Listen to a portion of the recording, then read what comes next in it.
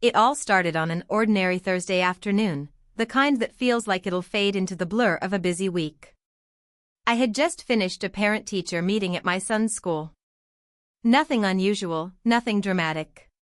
But I didn't know that a simple conversation that day would mark the beginning of something I'd never imagined, something that would leave me questioning everything I thought I knew about boundaries, timing, and my own heart. His name was Daniel. Mr. Carter to the kids. He taught English, and my 14-year-old son had been in his class for the last few months. I'd seen him a few times before, in passing. Polite. Soft-spoken. Always kept things professional. There was nothing about him that screamed trouble or romance. But that day, when we spoke after class, something was different. Maybe it was the way he smiled when he mentioned how bright my son was. Maybe it was how he listened, like he actually cared about what I was saying. Or maybe it was just me, tired, lonely, and too caught up in life to notice that I hadn't felt truly seen in a long time. We talked longer than I expected. What started as a few minutes turned into nearly half an hour. The classroom was quiet, most of the school already empty. The late afternoon sun poured in through the windows, casting a warm light across the desks. I was just about to leave when he said something that stopped me in my tracks. He looked at me, not as a parent, not as someone just dropping by, but with a softness I didn't know how to respond to. Then, almost hesitantly, he stepped closer and kissed me. It was brief, almost like a question rather than a statement. And in that moment, 1,000 thoughts rushed through my mind: my son, the rules, what people would think, what this meant. I pulled back, heart racing, unsure whether I was more shocked by what happened or by how much I didn't want it to stop. I know how it sounds. A teacher. A parent. Lines were clearly crossed. But what no one saw was everything that happened before that moment: the long days, the quiet dinners alone, the conversations that felt more real than anything I'd had in years. It wasn't just a kiss. It was the beginning of something complicated and forbidden. That kiss was just the first step into a story that would test everything: my loyalty as a mother, my understanding of love, and the thin line between right and wrong. I wish I could say I walked away that day and never looked back. But the truth is far messier than that. Because sometimes, the people we're told to avoid are the very ones who make us feel alive again. And sometimes, a single moment can pull you into something you never saw coming. And that's exactly what happened next. After that day, I told myself it was a mistake. A heat-of-the-moment thing. I convinced myself he probably felt embarrassed too and wouldn't mention it again. But deep down, I knew that wasn't true. Something had shifted. Not just in him, but in me. I couldn't stop thinking about it: his eyes, the way he looked at me, like I wasn't just another parent, like he actually saw the woman behind the tired face and everyday routines. A few days later, I ran into him again during school pickup. It was quick, just a nod and a smile, but something in the air felt heavy. Charged. I tried to keep my distance, keep things normal for the sake of my son, but avoiding him only made it worse. My mind kept replaying that moment over and over. And the more I tried to forget it, the more it stayed with me. At home, things felt strangely tense. My son, completely unaware, talked about Mr. Carter like he was the coolest teacher he'd ever had. "He listens," he said one night over dinner. "Like really listens." I smiled and nodded, pretending everything was fine, while inside, my emotions were tangled in guilt, curiosity, and something else I couldn't name. It wasn't love. Not yet. But it was something dangerous. Every time I passed the school gates, I felt like I was walking a tightrope. I kept wondering, was he thinking about it too? Did that moment mean anything to him, or was I just reading into it because I hadn't felt that kind of connection in years? Then, one afternoon, I got a message. Just one sentence. No name. No details. "Can we talk?" After class. And that's when I knew this wasn't over. Not even close. That message sat on my phone screen longer than I'd like to admit. I must have opened and closed it 10 times before I finally replied with a simple okay. My heart was pounding, not just because of what might happen, but because I knew the line between right and wrong was starting to blur, and once you cross it, there's no going back. After school, I waited in my car for a few minutes before walking inside. The halls were quieter than usual, the late afternoon light casting long shadows across the walls. I found him in the same classroom as before, sitting at his desk like nothing had happened. But when he looked up, his eyes told a different story. They were searching, hesitant, but full of something unspoken. We didn't touch. We didn't even sit close. But the way he spoke, it was clear this wasn't about one moment of weakness. I know this is complicated, he said, voice low, careful. But I haven't been able to stop thinking about you. My breath caught. I should have shut it down right there, reminded him we both had responsibilities, he as a teacher, me as a mother. But instead, I listened. I let the moment linger. The truth was, I hadn't told anyone.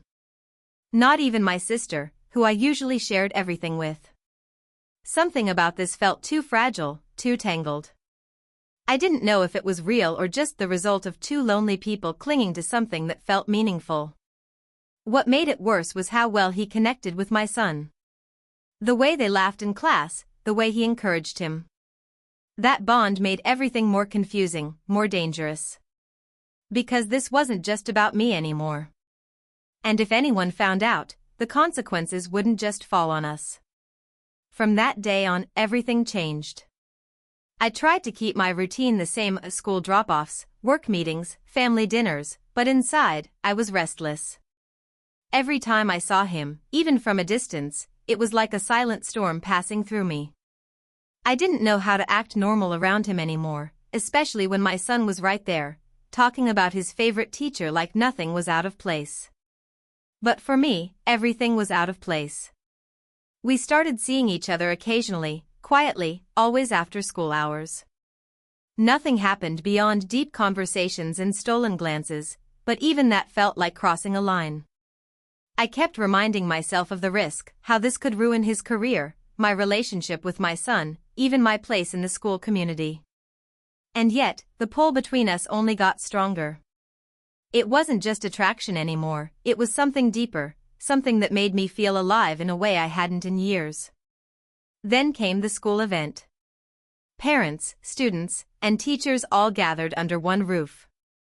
I tried to avoid him, but it was impossible. The tension between us was visible, at least to me. And then I noticed someone watching, my sister. She caught a strange look pass between us, and I could see the questions forming in her eyes. Later that night, she called me.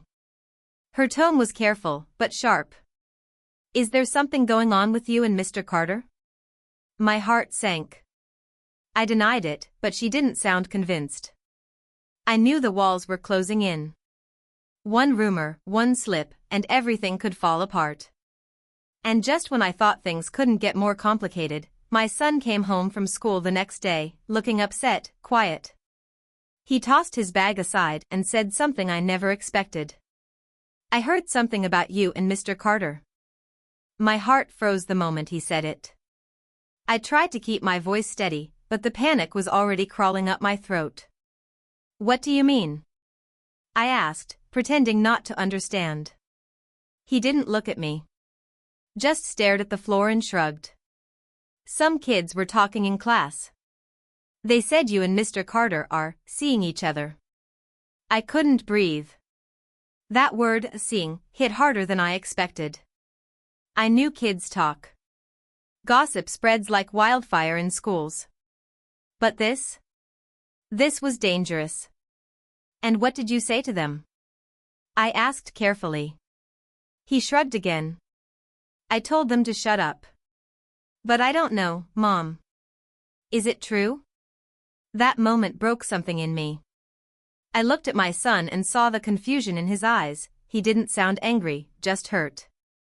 Like the idea of his mom and his teacher crossing some invisible line had shaken his world. And honestly, it had shaken mine too. I wanted to protect him from it all. But how do you explain to a teenage boy that something you never planned just happened? Before I could respond, my phone lit up. An unknown number. I picked up without thinking. The voice on the other end was calm, but direct. Hi. This is Principal Harris. I need to speak with you regarding a matter involving Mr. Carter. It's urgent. Tomorrow morning? I barely got through the rest of the evening. My son stayed in his room, silent. I sat at the kitchen table, trying to process what had just happened. The rumors weren't just whispers anymore. They were spreading, and now the school administration was involved. I didn't know who had started it. Maybe a student overheard something. Maybe a teacher picked up on the tension. Or maybe it was my sister. She hadn't called again, but something told me she knew more than she let on. The next morning came too fast. As I walked into the school office, everything felt surreal. Principal Harris greeted me with a firm nod, her expression unreadable. Then she gestured toward her office door. "Please come in," she said. And sitting inside was not just her, but Daniel. Mr. Carter. I had no idea what was about to happen. But I knew this was no longer just about feelings or quiet moments. This was about consequences. The room was silent the moment I stepped in. Daniel looked tense, his hands folded tightly in his lap. Principal Harris gave me a polite but cold smile and motioned for me to sit. I could feel the weight of the situation pressing down on me, but I kept my face calm, even though my heart was pounding. She started carefully, her voice calm but firm. "We've received some concerns from parents and staff about an inappropriate relationship between a teacher and a student's parent." My stomach turned. I wanted to speak, to defend us, to explain, but I didn't know where to begin. Daniel shifted slightly, and then, to my surprise, he spoke before I could. "There's nothing inappropriate happening," he said, voice steady. "We talked a few times after school. That's all. I never crossed any line in school or with her son." I glanced at him, confused. He wasn't lying, but he wasn't telling the whole truth either. He was trying to protect me. Principal Harris studied us both. "You understand how serious this is, right? Even the idea of favoritism or blurred lines is enough to cause problems, especially when students are involved." I nodded slowly. "I understand," I said. "And I'm sorry if anything I did caused confusion." There was a long pause before she finally sighed. "For now, there will be no formal investigation. But Mr. Carter will be reassigned to another grade level starting next week. We just can't afford any more whispers." My chest tightened, but I nodded. It was over, or so I thought. Later that evening, just as I was beginning to process everything, my sister showed up at my door, looking pale. She stepped in without asking and handed me her phone. "You need to see this," she whispered. It was a screenshot of a message. Sent anonymously. It read, "If you think switching classrooms will hide their secret, think again. Everyone knows. It's not over." In that moment, I realized the real danger wasn't what had happened between us, it was that someone had been watching us closely all along. And they weren't finished. Not even close. For a few seconds, I just stood there, staring at the screen. The words felt like a threat, but they were also a reminder. What had started as a quiet connection had now become something public, something exposed. My sister sat across from me, waiting. "Do you have any idea who could have sent this?" she asked. I shook my head. I truly didn't. But whoever it was, they wanted control. They wanted to stir fear.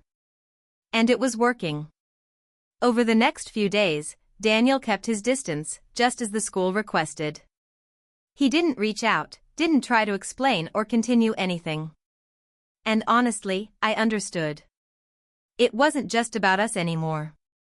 There was a teenager caught in the middle, a school on edge, and a silent observer somewhere in the background still watching. The anonymous message never led to anything more, and eventually, like most gossip, it lost its heat. But it left a crack in the foundation I'd been trying so hard to rebuild. I talked to my son one night while we were doing dishes. I told him, in the simplest terms, that sometimes adults form feelings they don't fully act on, but those feelings can still cause problems if not handled carefully. He nodded, quiet but listening. I just didn't want things to change, he said. And I promised him they wouldn't, not between us. As for Daniel, we didn't speak again for a long time. Not because of guilt or anger, but because sometimes the right thing is letting go. The connection we had was real, but it came at the wrong time, with too many consequences trailing behind it. I still think of him sometimes, how he looked at me like I mattered, like I was more than just a mother passing through school corridors. But now I know, not every story has to end with someone. Sometimes, the lesson is in what we walk away from.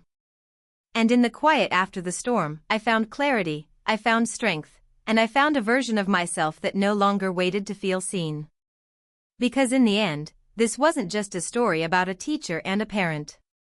It was a story about timing, temptation, and the strength it takes to walk away when your heart wants to stay. 49.